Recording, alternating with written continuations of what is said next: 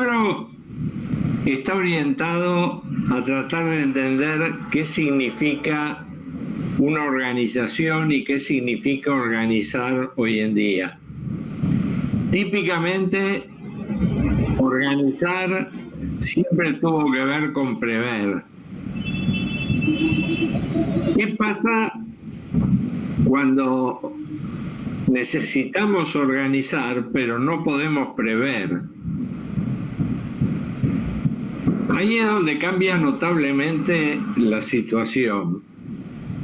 Lo de la pandemia en este caso es una anécdota. No fue la pandemia la que disparó el libro.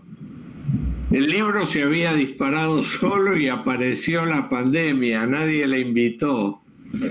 Nadie podía prever que iba a venir. Entonces, estamos en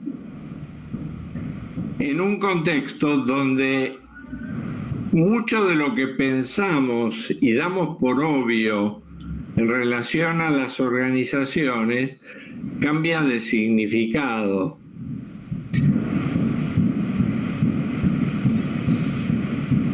Dirigir una organización para Taylor era planificar, organizar, controlar y dirigir, algo por el estilo.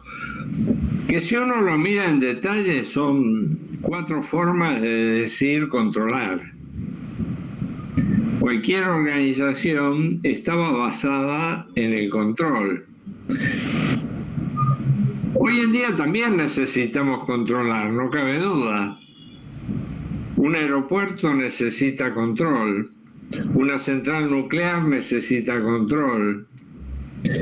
El tránsito de las grandes ciudades necesita control. Lo que es muy difícil es prever. El control tiene que ser algo mucho más dinámico, mucho más participativo de lo que era antes. Y eso también cambia nuestra mirada sobre el liderazgo. Liderar aparecía muchas veces como sinónimo de mandar. Y en muchos casos liderar es mandar. Lo que pasa es que cada vez en menos casos y cada vez más las decisiones más importantes en las organizaciones aparecen tomadas por gente que ni siquiera figura en el organigrama. Cada vez es más frecuente que alguien tenga a su cargo gente que sobre su trabajo específico sabe más que el jefe. Y esto no es un error. Esto es simplemente inevitable. Y entonces, ¿para qué sirven los jefes? Los jefes son importantes, la autoridad es importante. La gente necesita orientación, necesita guía, necesita reglas de juego.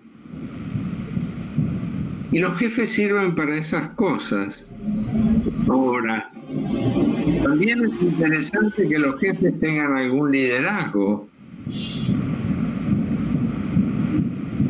Pero si la organización dependiera solamente del liderazgo que tienen los jefes, está perdida.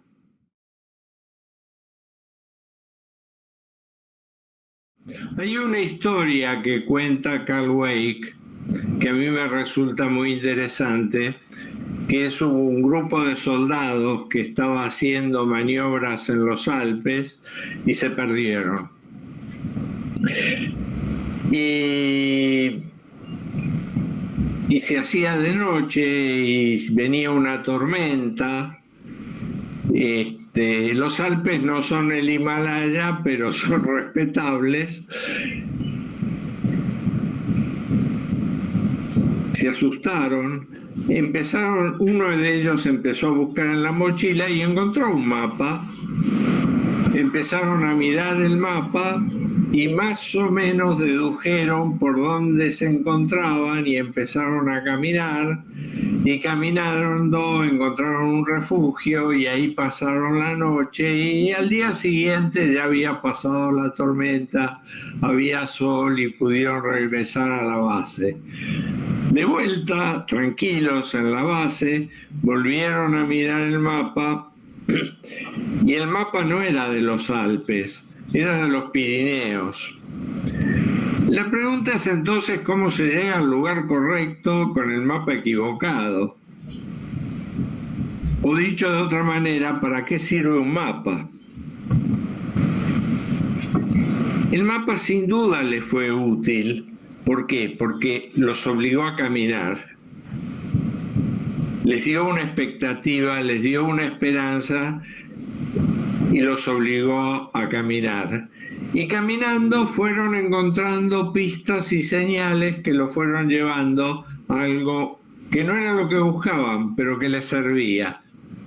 Que esa es la lógica del explorador. El explorador no sabe lo que busca, pero sabe cuándo lo encontró. Y muchas organizaciones hoy en día se están moviendo en un contexto así, donde no saben exactamente qué es lo que buscan. Pero si son capaces de moverse, si son capaces de poner la gente en marcha, si son capaces de mirar alrededor de ellos, si son capaces de oírse mutuamente y de oír a la gente de afuera, van a terminar encontrando no lo que buscan, pero sí lo que necesitaban. Es muy difícil hacer profecías en este contexto. Si yo miro alrededor mío, te diría que se ha dado una revolución digital que era previsible, pero no a esta velocidad. Ahora, si va a aparecer un virus digital que de acá a 3 meses nos va a dejar sin un misérrimo WhatsApp alrededor nuestro, no tengo la menor idea. Daría la impresión que estamos entrando en un contexto que muchas cosas que se manejaban para un futuro posible, que iba a llegar en algún momento, y se dieron a una velocidad desmesurada. Si uno mira en el ámbito educativo, organizaciones que no estaban haciendo nada a distancia la primera semana de marzo, en la cuarta semana de marzo tenían todos sus cursos digitalizados.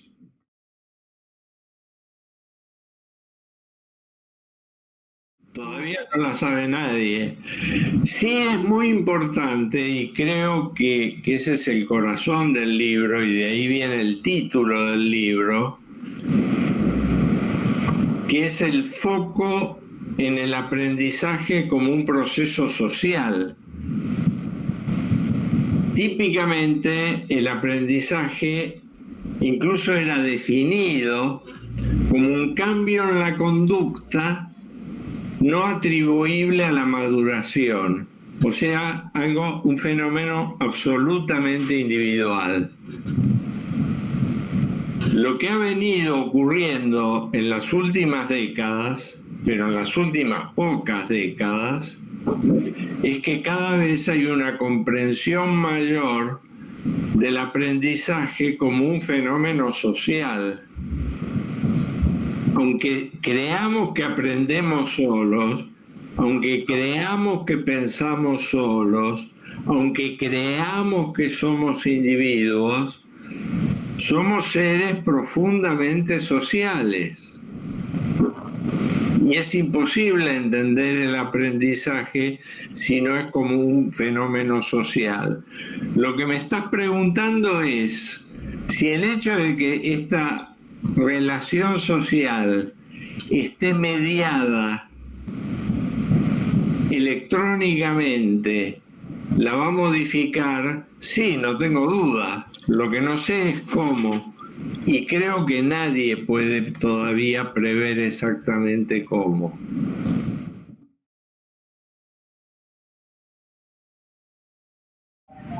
Si tuviera que relacionarlo con contenidos universitarios, diría comportamiento en las organizaciones, introducción a la administración,